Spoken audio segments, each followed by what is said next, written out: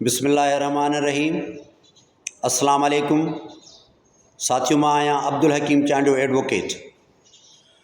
गुज़िरियल राति असुरवेल मांजन तालके ज़िले जामशोरे सिंध में हिकु इंतहाई ख़तरनाक हादसो थियो।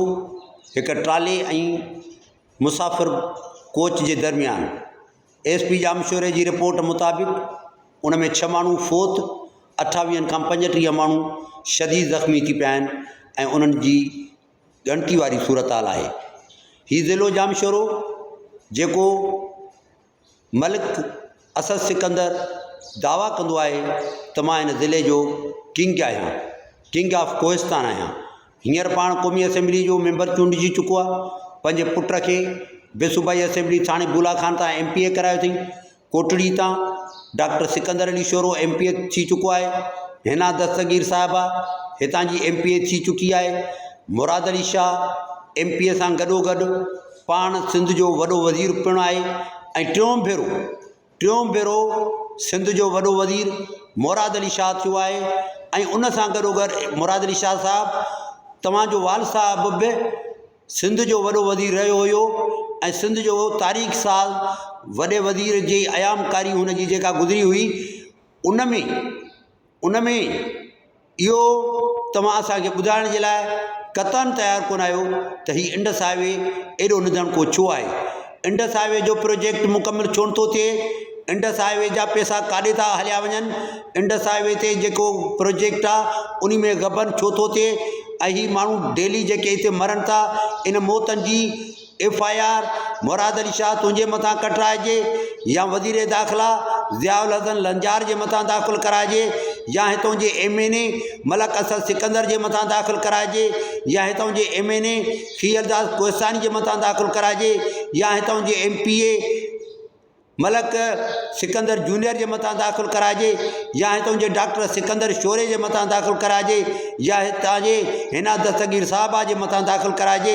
हीअ FIR खूननि जी, हीअ FIR 302 क़त्ल जे केसनि जी कंहिंजे मथां दाख़िल कराइजे। हीअ क़ौम कंहिंजे दर ते खणी वञे, हीअ क़ौम बिलावल भुट्टे वटि वञे जिते का बि रोशनी असांखे नज़र कोन थी अचे। छा हीअ क़ौम आसिफ अली ज़रदारी वटि वञे जिते असांखे का बि रोशनी नज़र कोन थी अचे?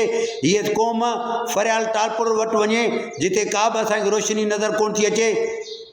असां चऊं था त जेकॾहिं कल्ह हीअ हेॾो हादसो थियो त तव्हांजी मांजन तालके जी इस्पताल जिते 24 कलाक एमरजेंसी हूंदी आहे, उन एमरजेंसी में न उते तव्हांजा डॉक्टर हुया, न उते तव्हांजो को अमलो हुयो।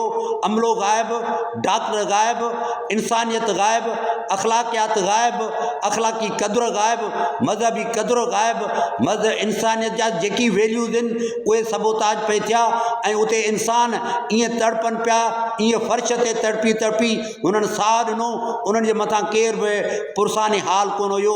हीअ FIR तारीख़ी तौर ते हितां जे हुक्मराननि जे मथां काटी वेंदी ऐं क़यामत में बि उन्हनि जे मथां FIR काटी वेंदी। पोइ हुननि जा गिरेबान हूंदा ऐं असांजा हथ हूंदा। ऐं उन सां गॾोगॾु इंडस हाईवे जी जेके हीअ अथॉरिटीज़ आहिनि, उहे जेके पैसा असांजा आहिनि, हीअ असांजो प्रोजेक्ट जे नामुकमिल हुजण जे करे हर रोज़ हीअ वाक़िया थियनि था।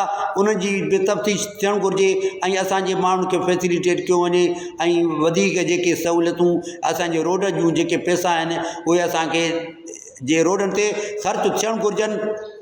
न त असांखे जेके माण्हू असांजूं ज़िंदगियूं जन ज़हर कयूं आहिनि, असांखे ज़िंदगियुनि सां हींअर मोहबत बाक़ी कोन बची आहे।